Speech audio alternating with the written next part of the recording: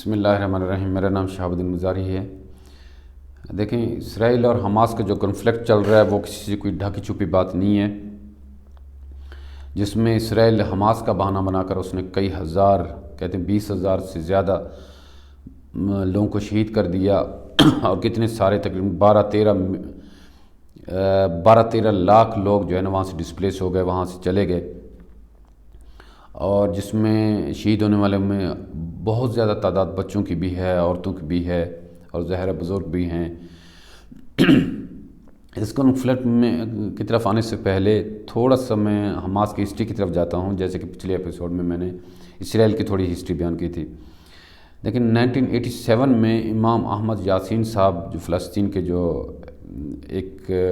عالم دین کہہ لیں، انہوں نے حماس کو وجود دیا، اور اس کے وجود ہوتے ہی اس نے جو یاسر عرفات اور اسرائیلی گورنمنٹ کے درمیان میں جو ایک ایگریمنٹس تھے ان کو ماننے سے انکار کر دیا، جس کو اسرائیل PLO لیٹرز بھی کہا جاتا ہے اور آسلو ایکارڈز بھی کہا جاتا ہے۔ ان کو ماننے سے انہوں نے انکار کر دیا۔ پھر انہوں نے 2006 میں الیکشن میں حصہ لیا، جس میں یہ الیکشن اچھی طرح ون کر گئے، اور غزہ کی اسٹرپ کے اندر 2007 میں انہوں نے اپنی حکومت بنا لی۔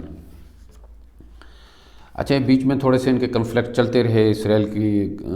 آرمی کے ساتھ اور گورنمنٹ کے ساتھ میں۔ پھر 2017 میں خالد مشعل صاحب جو ہے، انہوں نے دوحہ کے اندر ان کے کچھ پوائنٹس پیش کیے۔ خالد مشعل صاحب ان کے حماس کی ہی ایک، آپ سمجھ لیں، ممبر تھے۔ انہوں نے کہا کہ ان میں پہلا پوائنٹ یہ تھا کہ ہماری جو جنگ ہے وہ یہودیوں کے ساتھ نہیں ہے، اور یہ مذہب کی بنیاد پر نہیں ہے، بلکہ ہماری جنگ تو زائونسٹ لوگوں کے ساتھ میں ہے، اور ہماری جنگ اس وجہ سے ہے کہ یہ ہماری زمین پہ قبضہ کرنا چاہتے ہیں اور ہمیں مارنا چاہتے ہیں اور جہاں سے نکالنا چاہتے ہیں۔ دوسرا انہوں نے پوائنٹ یہ رکھا کہ ہمارا جو راستہ ہے وہ ایکسٹریم شدت پسندی کا بھی نہیں ہے اور بہت زیادہ نرمی کا بھی نہیں ہے، بیچ کا ہمارا راستہ ہے۔ اور اس ڈاکومنٹ میں ایک انہوں نے پوائنٹ پیش کیا، یہ جو فلسطین ہے یہ فلسطینیوں کا ہے، اور اس پہ فلسطینیوں کو رہنے کا حق ہے، جبکہ اس سے پہلے 1988 میں جو انہوں نے ڈاکومنٹ پیش کیے تھے اس کے مطابق فلسطین پورے امت مسلمہ کا ہے، اور اس پہ پورے امت مسلمہ کا روحانی طور پہ بھی حق ہے، اور ویسے بھی پورے امت مسلمہ کا اس کے اوپر حق ہے، اور ایک روحانی تعلق بھی ہے۔ پھر انہوں نے یہ بات کی کہ ہم یہودیوں سے کوئی بھی جنگ نہیں چاہتے، بلکہ ہماری جنگ خالصتاً زائونزم کے خلاف ہے، جو یہاں پہ قبضہ کرنا چاہتے ہیں۔ اچھا، اس میں تھوڑا سا میں ایک چیز بتا دوں، یہ کس حد تک سچ ہے کس حد تک غلط ہے۔ 2018 میں انٹرسیپٹ، ایک امریکن نیوز آرگنائزیشن ہے جو کہ نیوٹرل مانا جاتا ہے، اس نے یہ بات شائع کی کہ اسرائیل کے بعض عہدیداران نے اس بات کا اعتراف کیا ہے کہ حماس کو کریٹ کرنے میں انہوں نے مدد کی تھی، اور ان کا ایک اہم کردار رہا ہے حماس کو کریٹ کرنے میں۔ اب یہ بات کس حد تک درست ہے یہ اللہ بہتر جانتا ہے۔ اچھا، اب ہم آتے ہیں کنفلکٹ کے اوپر۔ دیکھیں، مسلمان کسی بھی بات میں جذباتی نہیں ہو جاتا، وہ پہلے تھوڑا سا پوائنٹس کو سامنے رکھتا ہے، سوچتا ہے، کوئی بھی واقعہ ہوتا ہے اس کے اوپر مختلف اینگل سے اس کو دیکھتا ہے۔ فار ایگزامپل، یہ جس دن حماس نے اٹیک کیا ہے اسرائیل کے اوپر، اس کو ہمیں کریٹیکل اس کے اوپر تھنکنگ کرنی چاہیے کہ یہ کیسے ایسے ہو گیا کہ کتنے ہزار لوگ حماس کے لوگ اسرائیل کے اندر داخل ہو گئے، اور اسرائیل کی جو بارڈر فورس تھی وہ بھی ان کا مقابلہ نہیں کر سکیں، اور اسرائیل کا جو آئرن ڈوم ہے وہ بھی اس کا مقابلہ نہیں کر سکا۔ اور اس سے پہلے سب سے بڑی بات یہ ہے کہ حماس کے اندر اور پورے فلسطین کے اندر اسرائیل کی انٹیلیجنس کی اتنی زیادہ پینیٹریشن ہے، کیسے انہوں کو یہ بات کا پہلے سے علم نہیں تھا کہ یہاں پہ کوئی اس طرح کا یعنی اٹیک ہوگا اسرائیل کے اوپر۔ اس میں نیو یارک ٹائمز نے ایک لکھا ہے ایک، آپ یہ سمجھ لیں کہ انہوں نے ایک خبر شائع کی ہے. دیکھیں جو اٹیک کیا حماس نے اسرائیل کے اوپر، اس پہ ہمیں تھوڑا سا الگ زاویے سے دیکھنے کی ضرورت ہے اور اس پہ تھوڑی کریٹیکل تھنکنگ کی ضرورت ہے. اس میں پہلا پوائنٹ یہ ہے کہ ہم سب جانتے ہیں کہ اسرائیل کی انٹیلیجنس کتنی سٹرونگ ہے اور اس کے انٹیلیجنس کو سپورٹ کرتا ہے امریکہ کے انٹیلیجنس، برطانیہ کا انٹیلیجنس اور یورپ کا انٹیلیجنس اس کو سپورٹ کرتا ہے. اور اس کی حد سے زیادہ پینیٹریشن ہے حماس کے اندر، اور حد سے زیادہ پینیٹریشن ہے غزہ کے اسٹرپ کے اندر، اور پورے فلسطین کے اندر اس کی حد سے زیادہ پینیٹریشن ہے. اس کے علم میں یہ بات کس طرح نہیں تھی کہ یہ حماس اتنا بڑا اٹیک اسرائیل کے اوپر کرنے والا ہے. دوسری بات یہ کہ جگہ جگہ پہ ان کے کیمرے لگے ہوئے ہیں اور جگہ جگہ پہ ان کی پوسٹیں ہیں. جب وہ اتنی زیادہ تعداد میں وہاں سے آ رہے ہیں اٹیک کرنے کے لیے، تو کس طرح ان کے علم میں یہ بات نہیں آئی اور کس طرح ان کی آرمی نے پراپر رسپانس نہیں کیا، اور پھر ان کا جو آئرن ڈوم تھا وہ کس طرح تباہ ہو گیا اور کس طرح وہ بھی پراپرلی رسپانس نہیں کر سکا. تو یہ بات تھوڑی سی شک و شبہات پیدا کرتی ہے.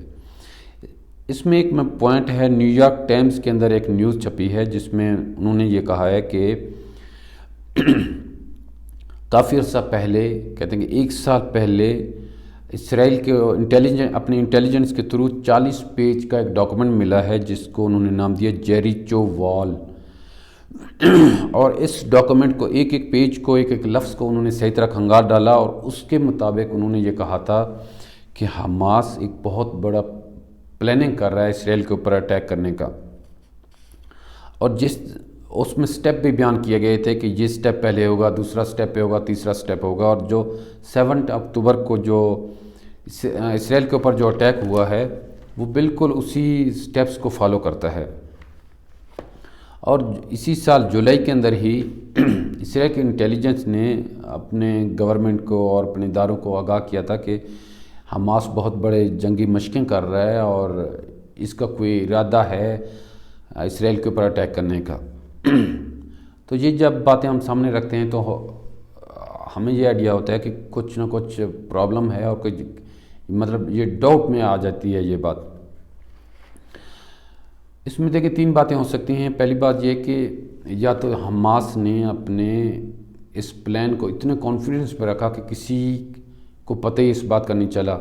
نہ اسرائیل کے انٹیلیجنس کو اس بات کا پتہ چلا، نہ اسرائیل کی گورنمنٹ کو اس بات کا پتہ چلا، نہ امریکہ کی جو انٹیلیجنس ہے اس کو اس بات کا پتہ چلا، نہ یورپ کی انٹیلیجنس کو اس کے بات کا پتہ چلا. دوسری بات یہ ہے کہ اسرائیل نے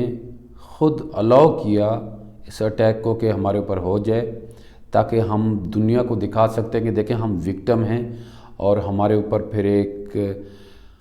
ہمیں ایک بہانہ مل جائے غزہ کی پٹی کے اوپر